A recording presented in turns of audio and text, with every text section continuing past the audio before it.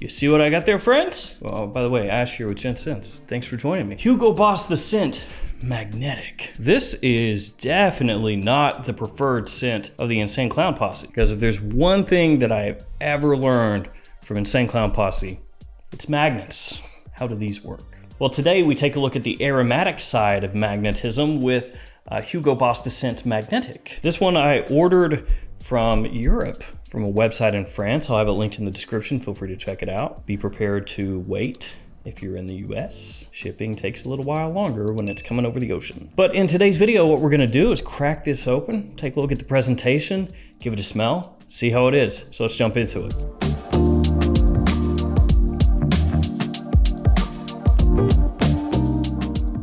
Also, a friendly reminder to you guys, Gents10 is the code for twistedlily.com and maxaroma.com to save yourself 10% off your order. And also my fragrances, Terra Nova, Blue Ridge, and Jet Black Enigma are in every single fragrance outlet and Perfumania in the United States. So feel free to go into those stores, check them out. Assuming they're not sold out, they should have all three. So you can check them out, spray them on, see how they work. And if you want to save a little money on them, you can check them out at the link in my description and use the code GENTSCENTS for 20% off on Michael Mulwell's website. Just ordered a whole bunch more from Firmenich of those. So if they are sold out at your local store, they should get some back in sometime next month. All right, here we go. Hugo Boss the Scent Magnetic. Now, before I open this up, I do want to say, I love how much attention to detail Hugo Boss has put in to this fragrance, making sure that the bottle does not rattle around inside the box. That's been a problem in the past with some of the Hugo Boss the Scent fragrances, but thankfully they fixed it. Listen. No, they didn't. So hopefully it's not too scuffed up in there. We won't know until we open it up. It's like a great surprise. Here we go.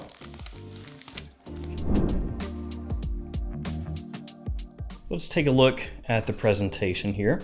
Do keep in mind, it did come from France, so it's a little dinged up. On the front of the box here, not too much going on, you know, as this kind of gray coloration to it. Doesn't really pop a huge amount, but that's fine. You got the name of the house, name of the fragrance, size and concentration, 100 ml eau de parfum. Up top, it says Boss, Hugo Boss. On the back, you have your ingredients and a little write-up. Story time, a magnetic interpretation of the original fragrance, an irresistible fusion of exquisite black vanilla extract and vibrant Bran Absolute intensifies the power of attraction, captivating the senses. It is interesting that they don't bring up Maninka fruit in the write-up, just because Maninka is kind of the common theme, the common thread across the whole line, but no big deal. And on the bottom, your badge code and barcode. My badge code is 2353. All right, let's check out the bottle. She's not too scuffed up, looks fine. So we have here on the front, the name of the house, the name of the fragrance, done up in the typical Boss the Scent style. I like this one, I think it looks good.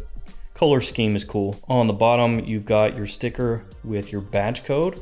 Overall, I'm always a fan of these the scent bottles. I think they're quite unique, this kind of cage design. It's a good look, and the cap clicks into place. The scent is a line that I have grown to like more and more as time has gone on and more releases have come out. The first, the scent, I thought was okay, you know, decently unique, but I wasn't overly enamored with it. But then the Scent Intense came out. I thought that was better. The Scent Private Accord, fantastic. The Scent Absolute, very good. The Scent Le Parfum, very good. The Scent Pure Accord, let's not talk about that one. And then the Parfum Edition, which was the all black bottle, the special edition. Man, that one right up there toward the top is one of the best. And unfortunately, truly a limited edition. Very difficult to find nowadays. So I have high hopes for this one. Of the 3 fragrances that I've smelled so far this year, new releases, this is the one to this point that I'm the most excited for. So let's see how it is. Here we go. Give it a few sprays there. Let that settle for just a moment. So the Maninka is there, but it's not as pronounced actually as in some of the other fragrances in the line. Like, yeah, you can pick up that this is one of the scent fragrances, but it actually would take me a little bit, I think, if I didn't know that this was the scent and you just came up, you know, with an unmarked bottle and sprayed me with it. I might not immediately go there. I think I would eventually find my way there and be like, oh, okay, yeah, there it is. There's the Maninka. But initially I'd be like, what? I don't know exactly what that's from. But as it dries a little bit, it starts to kind of creep in there, you know, the Meninka. Pretty sweet off the top, I gotta say. Not too powdery, a little bit sugary sweet, but with that tinge of like dustiness around the edges. Very faint though, not as much as in some of the other scents. The Bran Absolute, I think is, well, obviously the note that most people are going to key in on and be like, okay, vanilla. I know how vanilla smells. Meninka, at this point, I've got a pretty good handle on that. Bran. Thankfully, it doesn't come across smelling like a cereal in the sense of like the bran flakes and Raisin Bran, for example. But there is a definite sweetness to it where you could almost trick yourself into thinking it has like a faint sweetened cereal kind of aspect to the fragrance. Sounds strange. As it dries on my skin a little bit, that vanilla is coming out more. It's not a black vanilla in the sense that it's this very heavy vanilla. It's projecting pretty well. It's just not like a heavy, you know, dark vanilla in that aspect. It's like this vanilla with fruity sweetness undertones to it. So a little bit sweet on sweet, but it's interesting.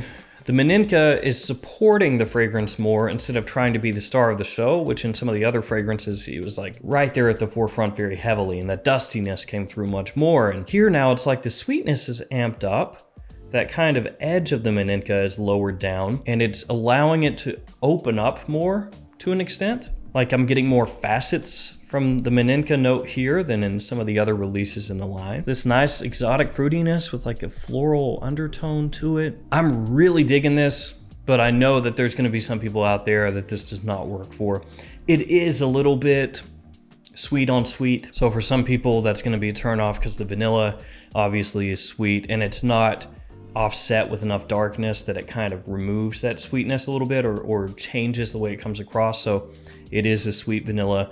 And then the Meninka, as I said, it's got the edge taken off, which somehow amplifies the sweetness a little bit, but it does give it these interesting undertones to it, almost a slight floral tinge, like I said. So what I'm gonna do is let this dry down. I'm gonna have my wife check it out, and I'll be right back to let you guys know how it changes, how it works, what she thinks about it, the whole deal. I'll be right back. A few moments later. I'm back. All right, first off, the wife. She liked it a lot, especially the opening. Like the opening, first time I smelled it, I was a little iffy on it, but she just right away loved it. And then the dry down too. She said how nice it smelled, really dug it. So it passes that test. And I gotta say, I sprayed it on again, obviously, so she could smell the opening. And second time around, I liked it a lot more. It's growing on me already. Second time around, it's like, wow, that's way better. So as it makes its way through the opening into the mid, that Bran, you do pick it up. I focused in more on that the second time that I sprayed it on. It has like this faint, like breadiness to it. I know that sounds weird, like that wouldn't work, like a bready, semi-nutty kind of aspect to it. Very unique. It's kind of working in tandem with everything as it heads through the opening into the mid.